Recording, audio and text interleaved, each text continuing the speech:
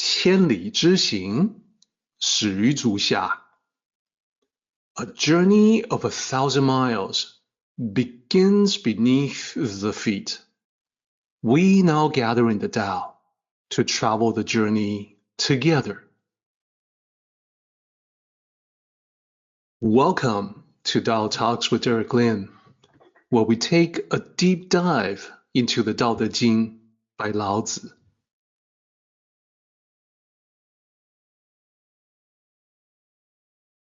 I would like to extend a warm welcome to you.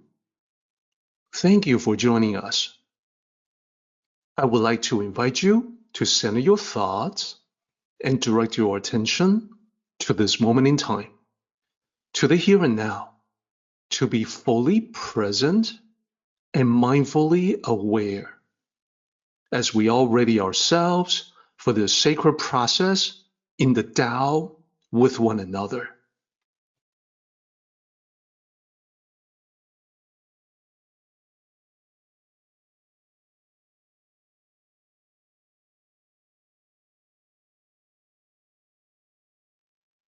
So the world, in all these different levels of contextual meaning, is divine and cannot be controlled.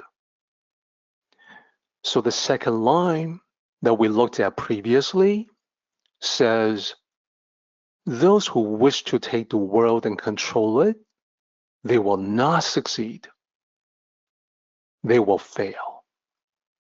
So what we ought to do is to pull all these ideas together in one illustration to encapsulate that meaning.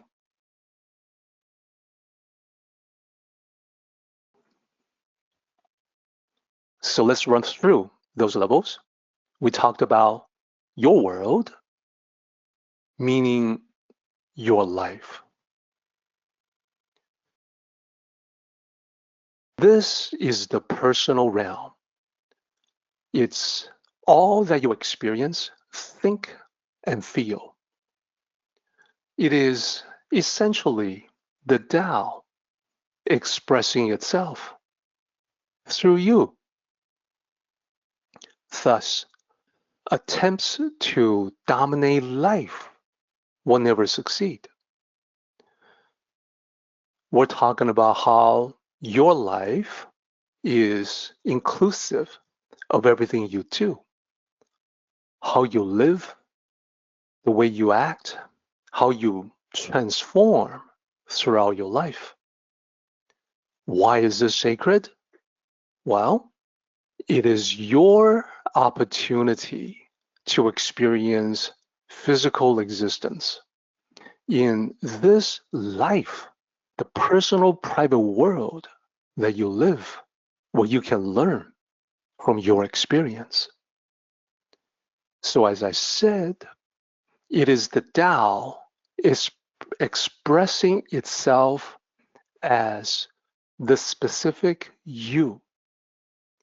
The Tao, in a sense, is temporarily inhabiting form and shape to know itself through the unique lens of your awareness.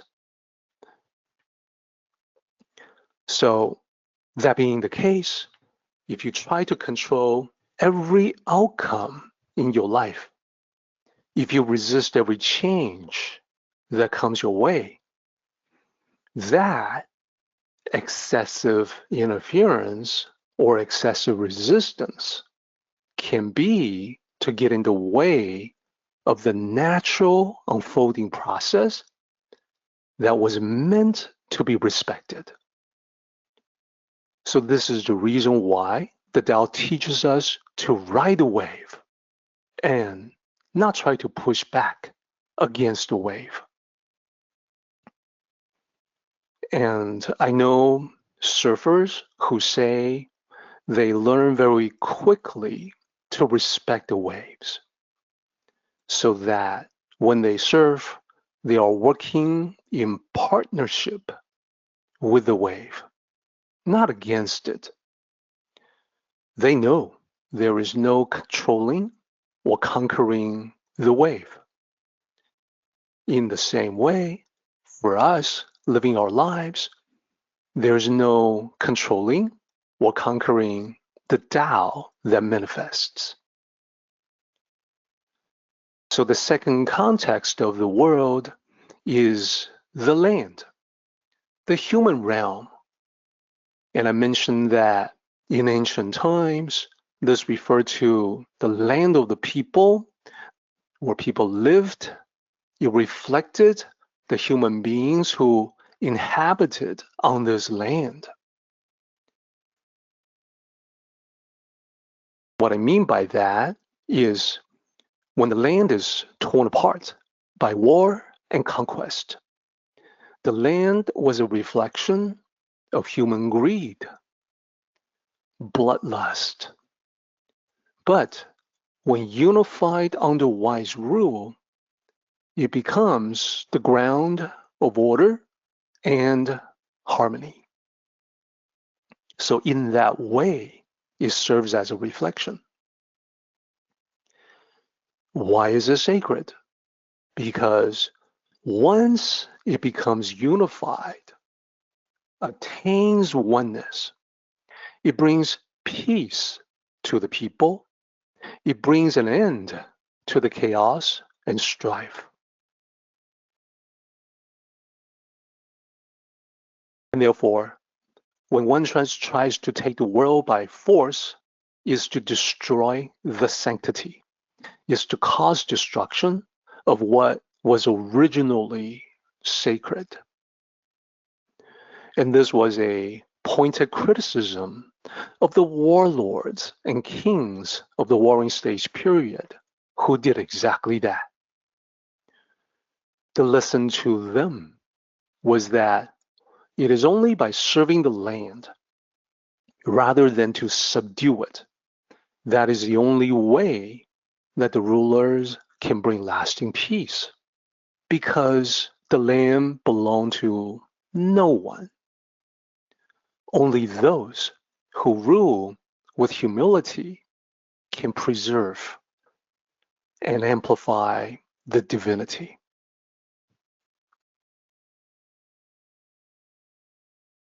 So we also talked about nature as yet another context of the world. This is the living realm, the vast ecosystem of life, nourishing and sustaining the myriad things, all living things. If we were to exploit it, we ruin the order that has always been present, always been nurturing and sustaining. So it's easy to see this is the context of the great outdoors, the environments, the ecology. Sacred because it provided for us as it does for all the myriad things. It nourishes us, protects us, and shelters us as it does for them. It is a setting where we, humanity, can survive and thrive.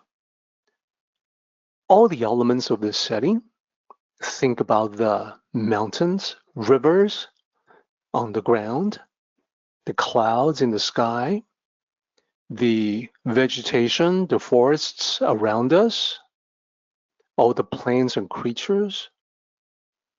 Nature gives unconditionally without asking for anything in return, or indeed any recognition at all. It becomes like an effortless circulation of the Tao through the water that flows across the land, the water that seeps into the soil, and the sunlight that shines upon the trees, the flowers, the animals, and us.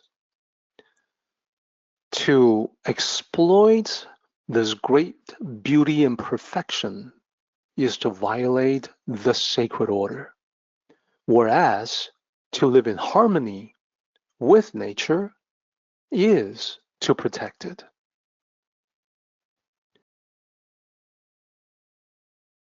And finally, moving to the modern context, the Earth, the planet, the global realm. This modern view extends the Tao to the globe as a whole. This is our birthplace, our only home among the stars, at least for now. Desecrating the Earth through greed, exploitation, or neglect, it is not only unwise, it's dangerous, because if we ruin this planet, that's it for us. There is no backup. It is unique and irreplaceable. The Earth, a living blue-green sphere, a cradle that is so abundant, providing for life in an infinite void. It is on Earth that the Tao reveals itself in miracles. First, the emergence of life, more than 4 billion years ago. Then, the emergence of intelligence, human intelligence. That is why it is such an awful history that humanity has had in exploiting, desecrating the balance. Whereas if we revere the Earth as divine, we would act as caretakers, the stewards of a vessel far greater and far more intricate than we can comprehend. Think of the Earth as the Tao made visible, because without the Earth, there is no us. All of this brings us to what Lao Tzu had written 2,500 years ago. The world is a sacred instrument. One cannot control it.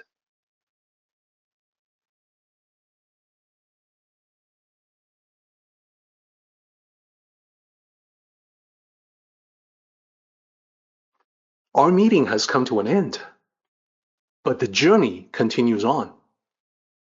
Until next time, may the Tao fill you with peace and happiness.